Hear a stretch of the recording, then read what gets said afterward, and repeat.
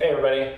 So I'm working with Odin today. I was working with one of my clients and we were working on the acquisition of bed as a word. So bed is a cue that Odin knows already, but I just wanted to talk a little bit about the acclimation of it. It's not always as easy. Odin's pretty relaxed. He's an older guy.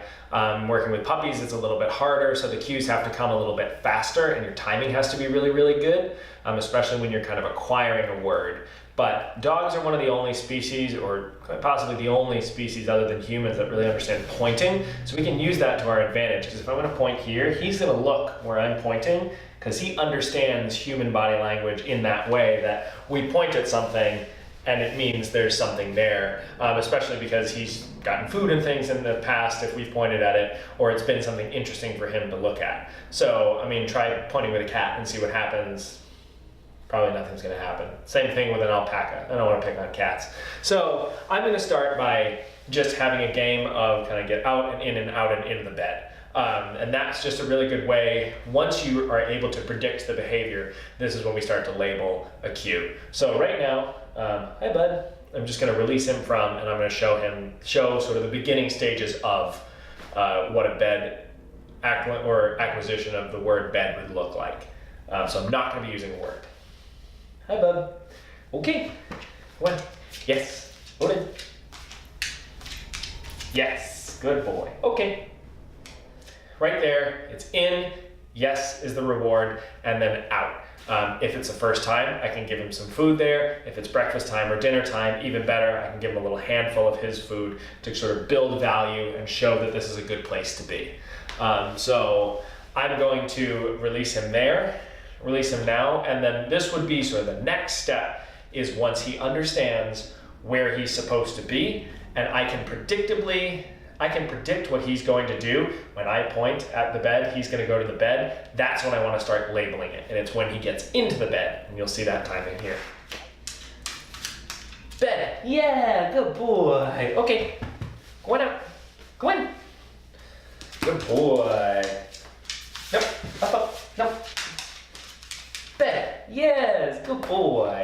I'm saying bed when he is in the bed, so he starts to understand that this is bed. And basically wherever I'm pointing is bed. If I put this blanket over here somewhere, he would also just use that as the bed. So where I'm pointing, he's more cueing off of my point than he is the word that I'm saying. But we're building it to the point where he will understand what bed is. I'm just giving him that sort of kind of training wheels of the point, because that helps him. He follows that body language. So now, again, if I can predict where he's going to go, I'm going to start saying the word as a cue beforehand. So this is labeled as bed now. The point means go there. So now we're going to say, go to your bed. Go to your bed. Good boy. Okay. Go in. Go to your bed. Okay. Yeah, good boy, good boy, good dog. That time I'm telling him to go to his bed because I can predict that he is going to go to his bed. So that is starting to be, the command is go to your bed. Eventually, if I wanted to, I would be able to phase out the movements, or I'll be able to move a little bit further across the room and point towards his bed and say that. But for right now, especially in the acclimation stages and when they're younger, it's easier to just point right over the bed. It also helps if you look at it. They will cue off of where you're looking, they'll cue off of where you're pointing. So if you're pointing and looking at the bed, it's gonna be a lot easier for them. Again, because Odin has done this for a while, he understands without me looking at the bed. But if I'm working with a puppy, I would kind of give a point and stare at the bed until they understood and kind of walked into your eye line into that bed position, and then they would get into their bed.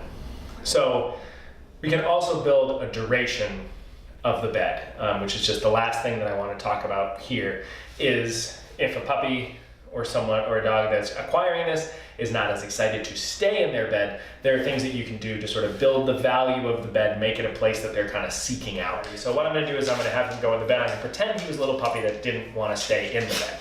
So instead of just rewarding him for being in the bed and releasing him immediately, I'm going to give him a reward, and then I'm going to give him a reward right after that too. Odin, go to your bed.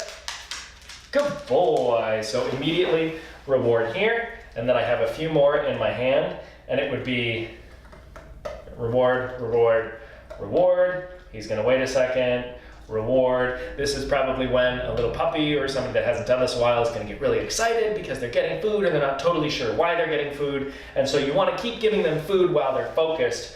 But if they start to get too excited, they start to get too aroused and they can't stay in the same position, that's when you wanna end before they start deciding to leave on their own. So if he was really getting hyped up and if you really couldn't focus, then I would have an okay and release him out. Okay, go in, good boy. Go to your bed. Good boy.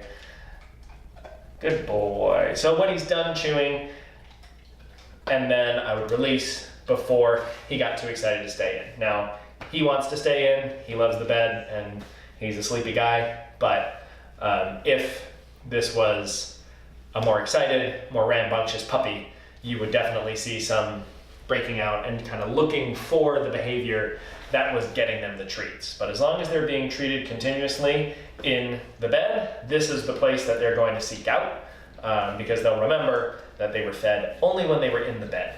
And that's the other thing is when you're releasing them, you can give them attention over here, but you want the reward that they go into the bed is a bigger reward.